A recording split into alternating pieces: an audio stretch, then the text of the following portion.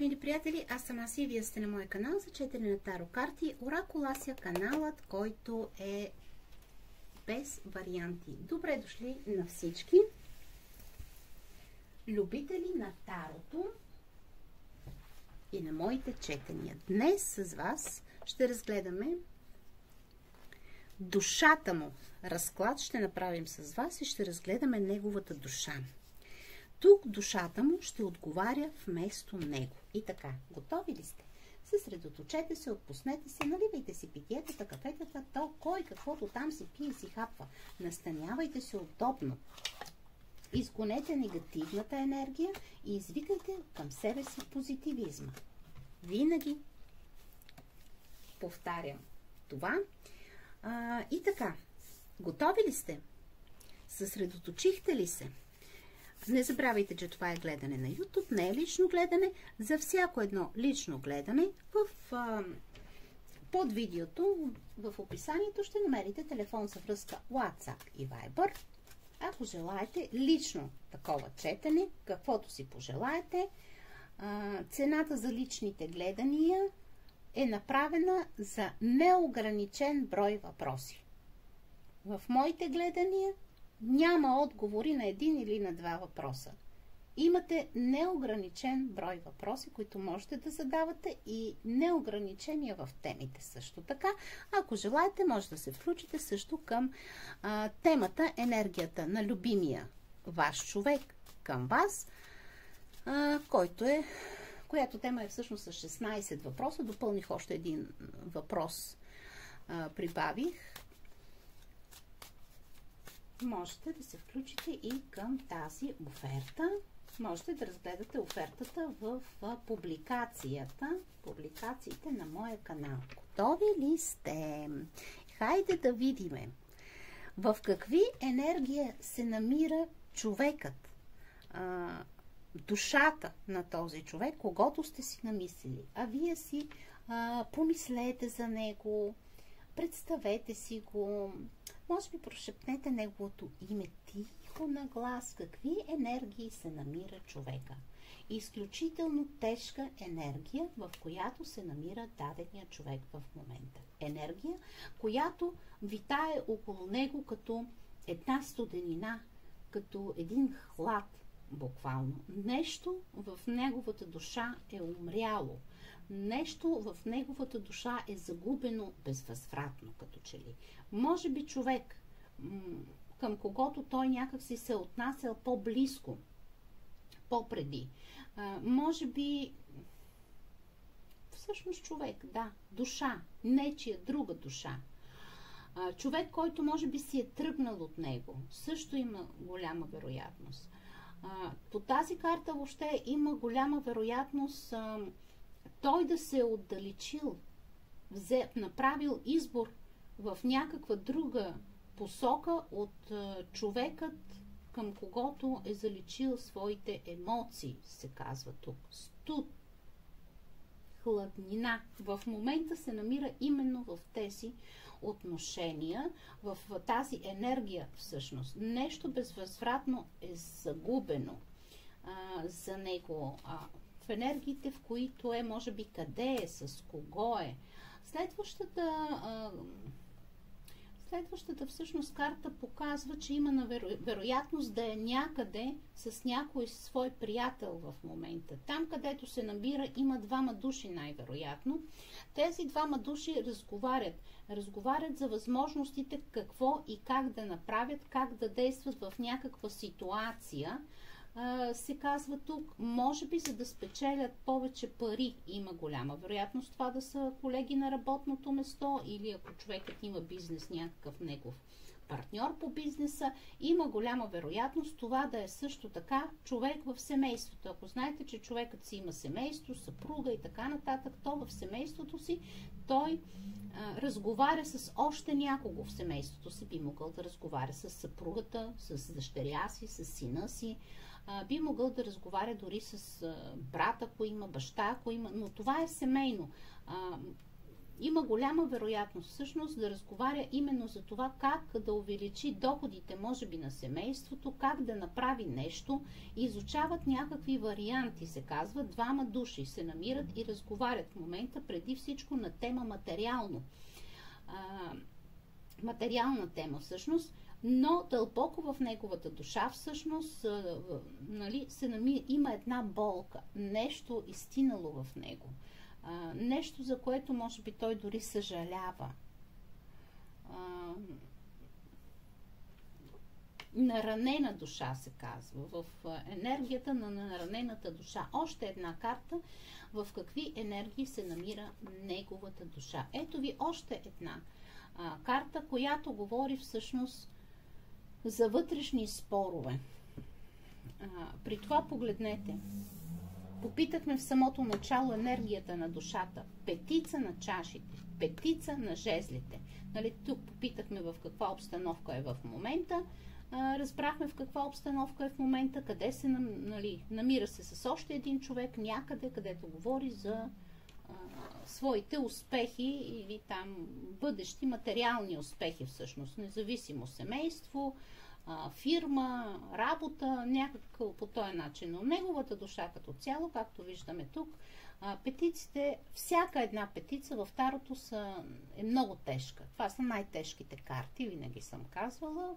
В тарото това са петиците. Студенина, хлад виждаме тук, замръзнала някаква ситуация, тук виждаме болесно състояние на душата, вътрешни спорове в тази душа. Въобще по петицата на мечовете тук има война вътре в неговата душа, води война буквално. Има усещането, че прогонвайки някого, заличавайки някого от своята душа, от своето сърце, от енергията си, отхвърляйки някого, тук се казва, убивайки някого, нечия любов към него или нещо от този род, тук той има усещането, че всъщност неговата печалба на войната, печелившата страна е много малка. Той вижда загуба всъщност за себе си. Печеляйки тази война, в действителност той е загубил. Загубил е някой човек. В такава една енергия се намира неговата душа в този момент и самият той. Продължаваме напред и да видим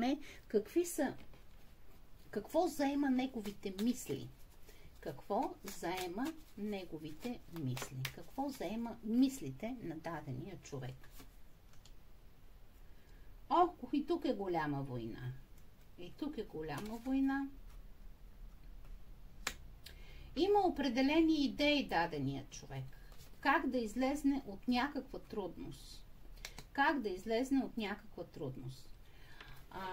Хем има идея как да излезне от трудността, защото наистина това, което заема неговите мисли, са някакви страсти буквално. Изключително големи страсти се казва тук.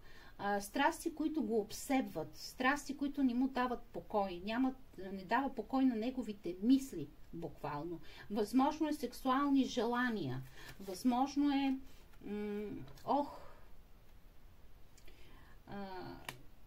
емоции, които, как да кажа, тук са едни емоции, които всъщност преливат от него. Преливат. Има идеи, има мисли буквално за неосъществена някаква любов. И то не любов, а сексуалност буквално. Това нещо му създава изключително големи трудности. Изключително големи трудности. Тук душата му гори, главата му гори. Въобще някои части, други по-интимни на тялото му горят на този човек. Разбирате ли? В мислите си той създава някакви сцени, може би, не знам, с нечий образ, от Кама Сутрата, да кажем. Разбирате ли? При това не знае как да защити себе си дадения човек, защото наистина е доста огнен, доста така. Ето и любовта. И това е някакво ново влюбване, да ви кажа честно. Някакво ново влюбване. Тук има нови някакви идеи. Виждаме асо като идея, виждаме още едно асо като идея за любов, идеята всъщност върви към дявола тук. Дявола въобще е всякаква вид обсебеност, най-вече сексуална, желание като че ли да взима жертви, да пие кръв. Някой да влезне в неговата жертва. В такива едни някакви мисли се намира дадения човек. В такива едни мисли. При това тези мисли някак си го карат да се затваря и да премисля нещата за себе си, да анализира нещата, как би било по-добре, за да не попадне в определен капан, да не попадне в определения капан на нещастието, така, че повече да не може да се движи, така, че по-нататък да не може да не нарани изключително силно сърцето си, да не нарани себе си като че ли. Разбирате ли? Ето още една идея. Идеята за да не наруши своята стабилност, което означава, че тук не е любов в мислите му. Мислите му са заети всъщност, честно казано, с страсти.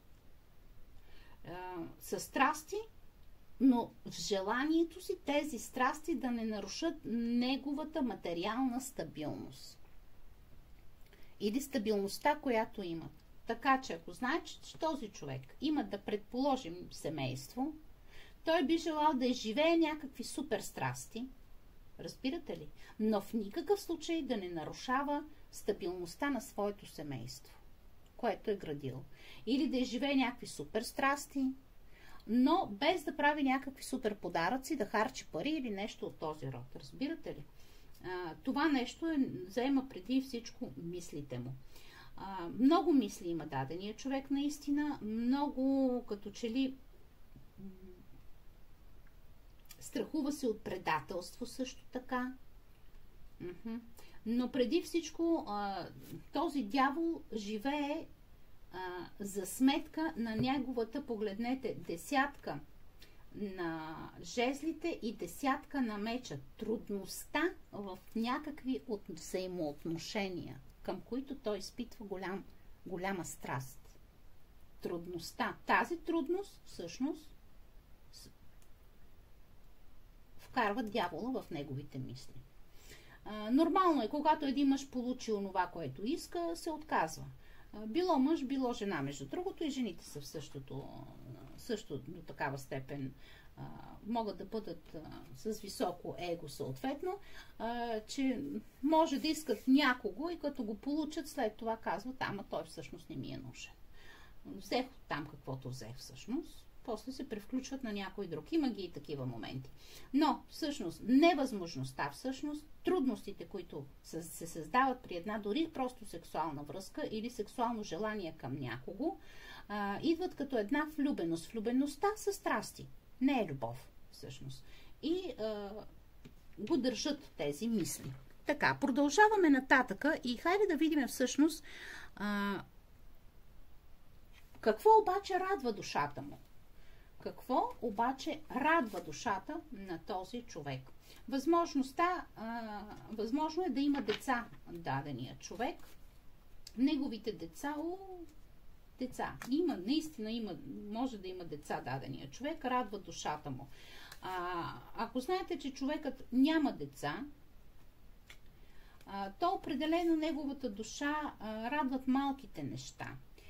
Между другото, радва се на своите си илюзии. Този човек обича да бъде сам, отшелник, да се затваря, може би така в себе си, с мислите си, с желанията си, с онова какво лелее, какво иска, да си представя, да визуализира някакви неща, тъй като визуализацията винаги е по-ярка от действителността. Тези визуализации него го радват. При това визуализацията в някакви преживявания извън дома си, извън града, някъде отива, с някого се среща, прекарва някакви празнични моменти. Празниците, между другото, също го радват като цяло, но за него празник на душата също може да бъде някакъв прекаран ден, момент, някъде извън неговия дом, там където с някого, когото той иска. Това може да се бъдат и приятели, това може да бъде и любовна някаква афера, връзка.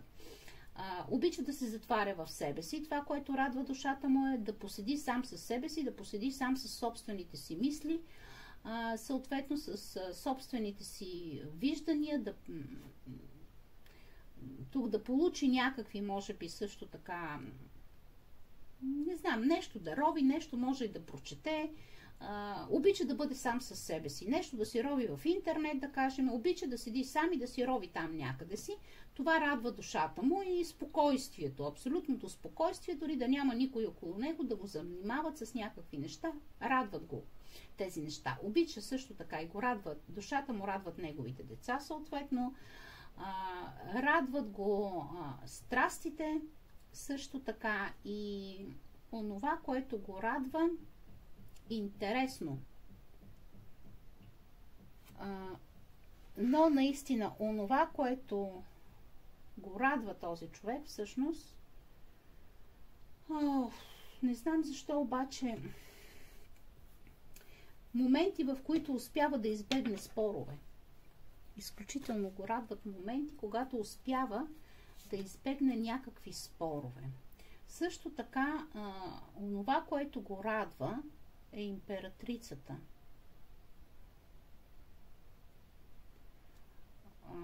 Онова, че жената, ако знаете, че има жена човека всъщност, много го радва това, че тя не може всичко да знае за него. Интересна позиция, разбира се, но го радва, изключително го радва това, че никой не може да знае всичко за другия човек и той може да се измъкне на търлици от това, ако има жена, с която живее, съответно, ако има жена, на която държи дори. Тук се казва, че излиза от някаква такава ситуация. Всъщност в душата си излиза от там. Физически може да не излиза от връзка, но душевно излиза от някаква връзка и се радва, че всъщност другата страна не знае нищо, не може да разбере нищо. Това изключително много го радва. Между другото и най-интересното, което го радва, е връзката му с миналото. Пак казвам, деца, семейство, връзката му с неговите приятели от миналото също така. Обича своят дом, се казва тук. Пак са децата. Много го радват децата. Много го радват децата. При това този човек е възможно, ако има, възможно е да има дори, знаете ли, дъщеря, която има деца при някой. Има голяма вероятност. Или две дъщери. Нещо от този род. Но жена. Също така има голяма вероятност да го радва жена, която има висока точка на стихията на Земята, на Телеца, на Девата, на Козирога, Слънчев лунен знак или асцендент. Възможно е също да се радва, да, както на тя кралицата Пентакли е първата подвластница на императрицата. Възможно е да се радва и на жена си, но интересното е, че се радва и на това, че жена му не всичко може да знае за него. Интересна позиция, разбира се, ама какво да се прави? Така е, радват го тези неща, радват го. Радва се душата му на такива едни моменти, че може да се измъкне по търлъци от някъде. Какво безпокои душата му всъщност? Какво безпокои душата му? На този етап дали ще може да възроди някакви отношения, безпокои се дали ще бъде достатъчно силен всъщност да възстанови някакви отношения. Дали ще бъде достатъчно силен да възстанови отношения, които по-нататък да могат да се, по някакъв начин да се развиват. Безпокои се също така. Интересно обаче. Още ще видим. Да. Дали ще бъде достатъчно силен? Безпокои се за себе си, да ви кажа честно. Изключително силно се безпокои душата му Това, че един ден той устарява, че няма да бъде толкова силен, колкото е бил по-рано, че няма да бъде толкова сексапилен, че няма да бъде толкова притегляш, изпъкваш, чаровен мъж, какъвто е бил по-рано. Съответно, че няма да може да има, че приключват неговите връзки, началото на неговите връзки. Винаги е влизал в едно ново начало, винаги е влизал в някакви връзки, които могат да бъдат дори повърхностни, мимолетни, без задължения. Всичкото това нещо отива някъде в битието, в миналото, дето се казва, и като че ли това, което го безпокои, е, че няма никога да може да възстанови своите предишни енергии и сила, съответно да бъде онзи ловец на плячките за себе си, това, което е плечкосвал всъщност, което е правил по-рано. Безпокои го това, че годините вървят едва ли не и този човек всъщност остарява. С две простички думи, няма да има силата, която е имал по-рано. Този човек остарява и старостта него изключително безпокои душата му. Какво е на дневен ред за дадения човек? Какво е на дневен ред като приоритет за дадения човек? На дневен ред като приоритет за дадения човек е някоя кралица на жезлите, ярка жена, която е красива, изпъкваща някакси за него, в неговите очи. Ярка, красива, изпъкваща, сексапилна, съответно привличаща, жена пълна с идеи, лъчезарна и усмихната също така. Жена, която носи огъня в себе си, има голяма вероятност да е с висока точка на стихията, именно на огъня, на лъва, на овена или на стрелеца. Тя е на дневен ред.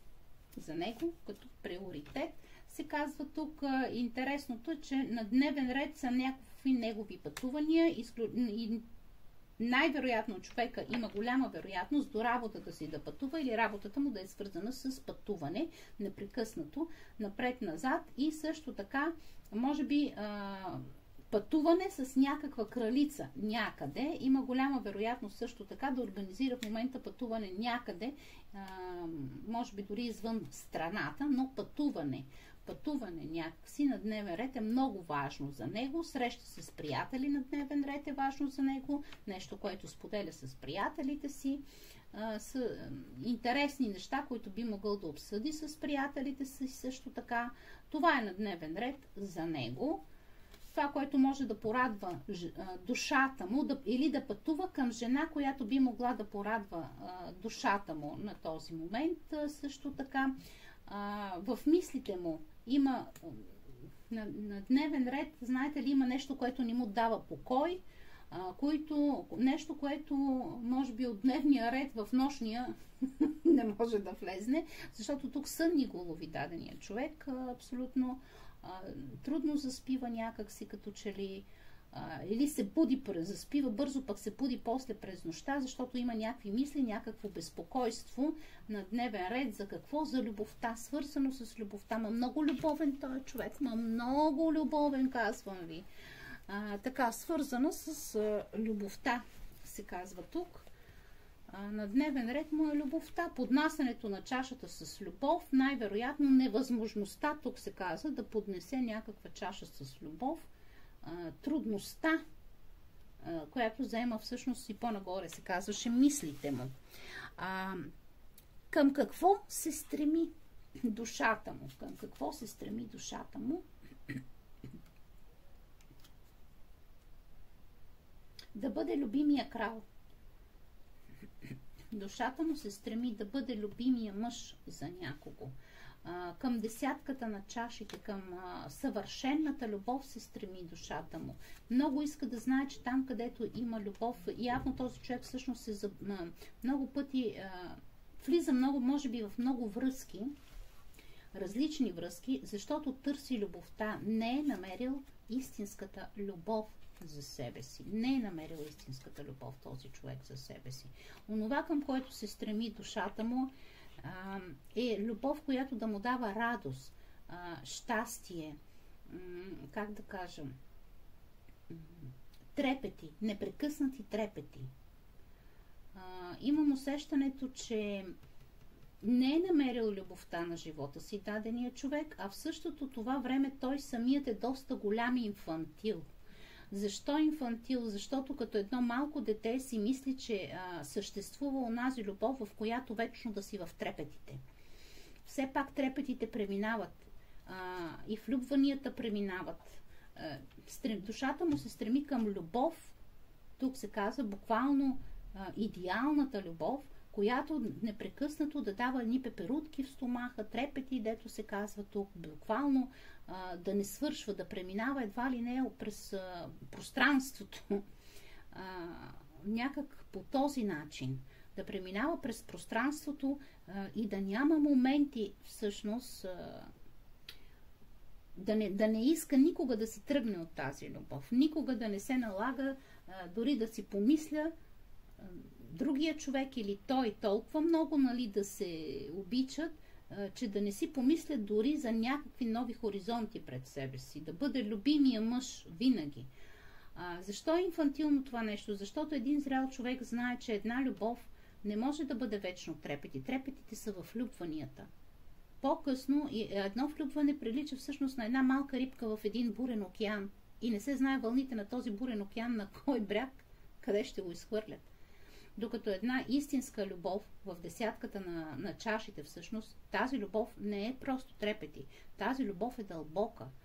Тя наистина е вечна, но тя прилича не на трепети. Тя прилича повече не на малка рибка всъщност, а на голям кораб, който може да премине през всякакви бурни вълни, да преодолее всякакви бури, за да достигне до своя тих пристан. Постоянен и вечен пристан. В това се състои неговата инфантилност всъщност на човека. Заблуждава се. Малко по-детински мисли, че винаги трябва да има, нали, такава любов. Не е достигнал до нея. Няма и да достигне, защото трябва да трансформира мисленето си за любовта. Какво се явява като цяло главен приоритет в живота на този човек? Какво се... пак тук са влюбените. Главен приоритет е любовта. Много любовен, аз казвам, много любовен. Много любовен човек. Главен приоритет в неговия живот е неговата любов. Неговата любов, при това е интересно, не може да напусне от него, не може да го напусне от него тази любов някак си изстрадала.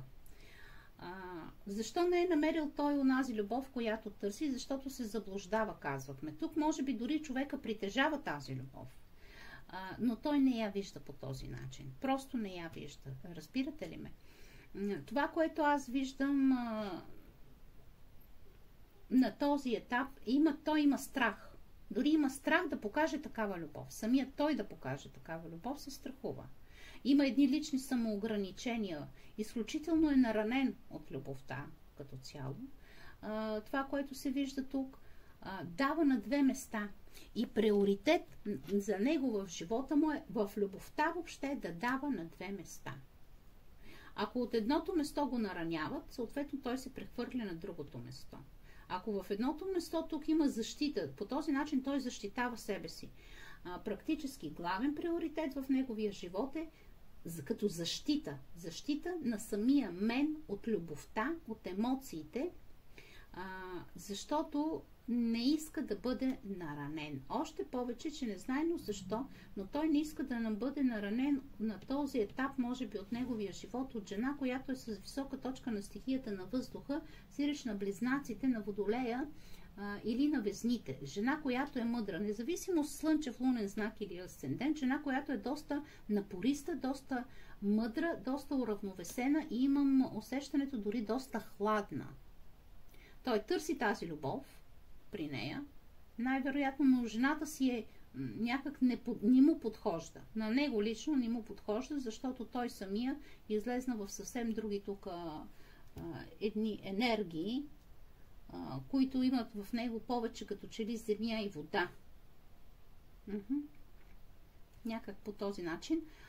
Има и доста огън, но огъня е в момента тук, където в момента се чувства като огънен, така, зареден с сексуални такива някакви емоции. Но по принцип той излиза доста по-мек човек, а тази жена е доста по-твърда, доста по-студена, мислеща, разумна, умна, мъдра жена, съответно. Някак по този начин. Има чувства към нея, но се изстрахува от нея.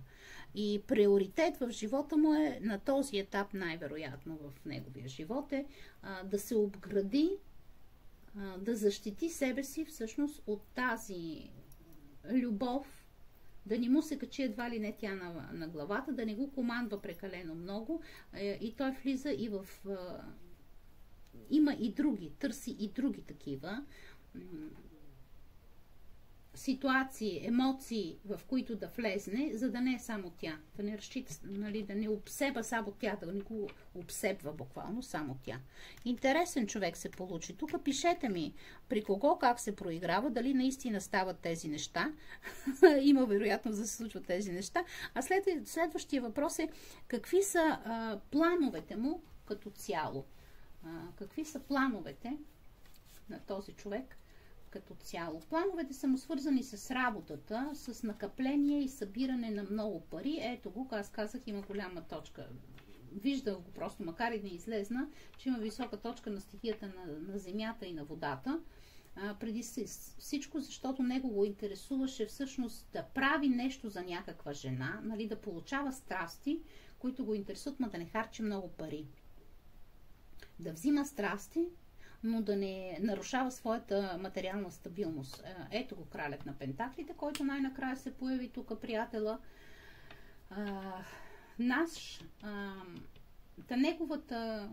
Неговите планове са всъщност да събира пари, някъде да крие, да събира пари, може би да внася постоянно в някаква банкова сметка, да бъде кралят пентакли, да бъде човекът, който е богатият крал, който е кралят, който има възможности, има пари, има къщи, има коли. Всъщност това са неговите планове. Още една материална карта, която говори, че трябва да ловува повече човека, се казва. Трябва да бъде на лов постоянно за тези пентакли, за тези стотинчици, дето се казва, парички, като план. Плановете сами за него, може би в момента много не са ясни. На първо место е материалността и парите в неговите планове, но тук се казва, че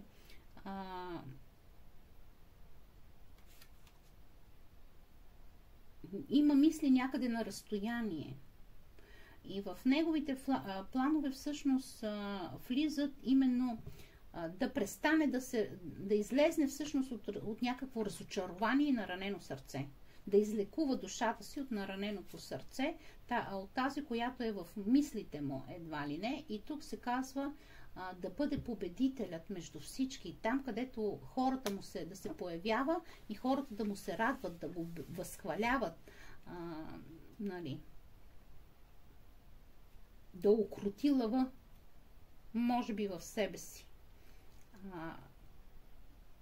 Да победи егото си. Също така. Има голяма вероятност. Но в плановете му преди всичко, той не е чак толкова задълбочен духовно човека, дълбоко духовен.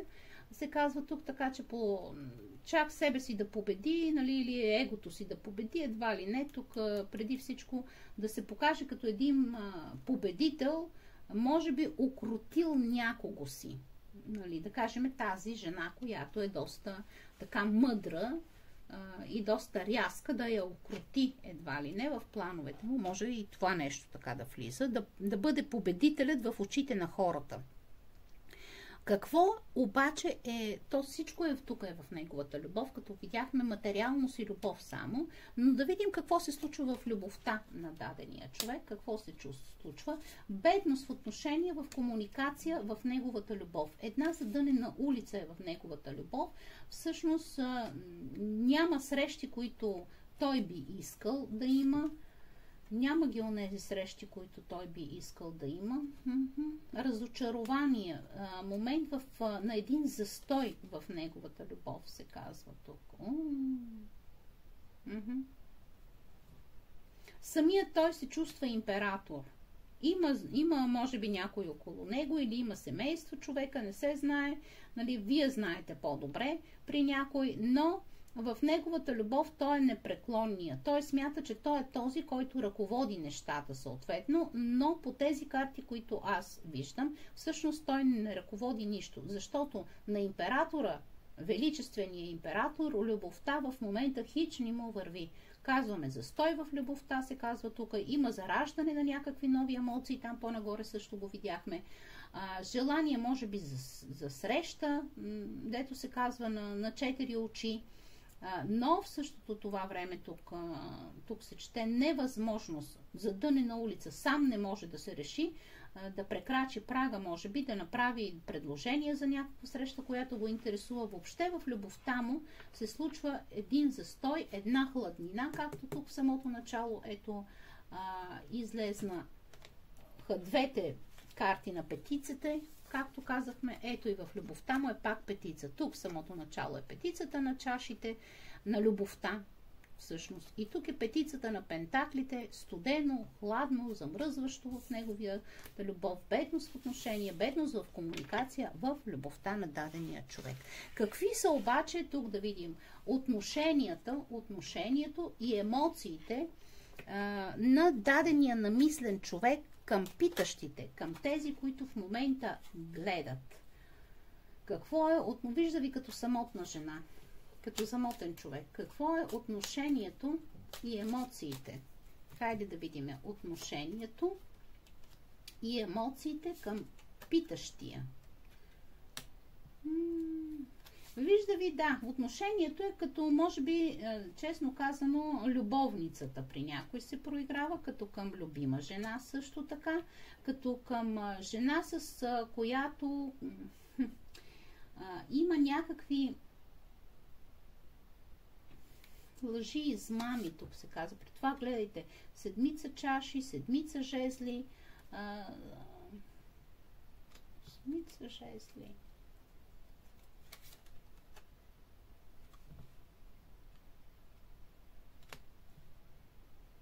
Добре, това е повече отношение. Отношение като на жена, която той вижда като влюбената в него. Жена може би също така, като жена, която е добра майка, като отношение, нежна и любвеобилна, доста напориста, обезпечаваща се като че ли.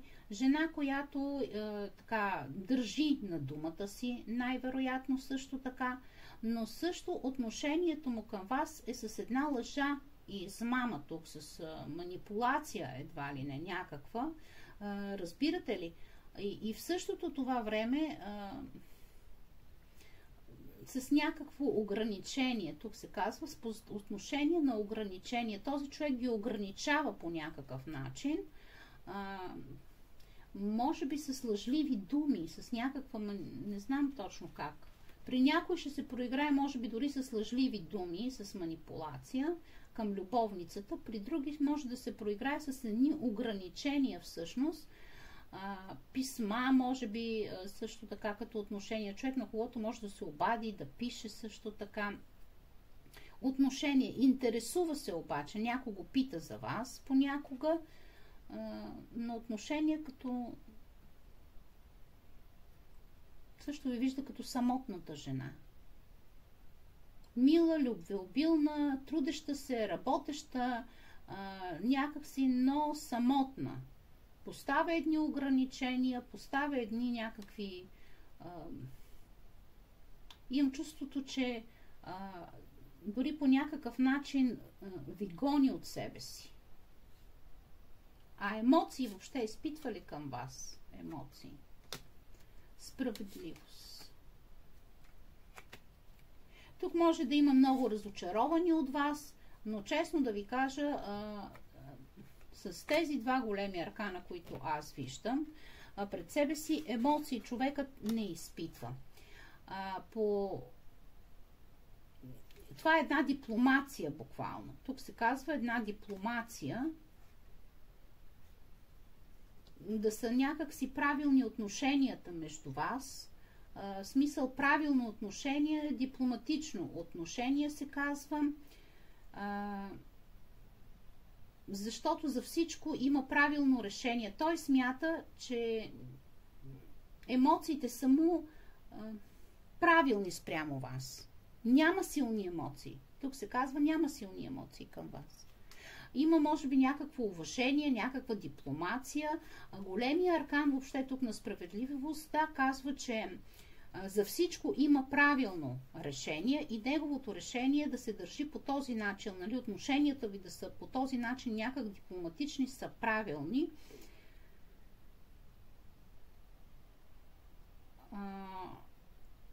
Също така по тази карта на първосвещеника казва, че не можеш емоции не можеш някакси да импровизираш.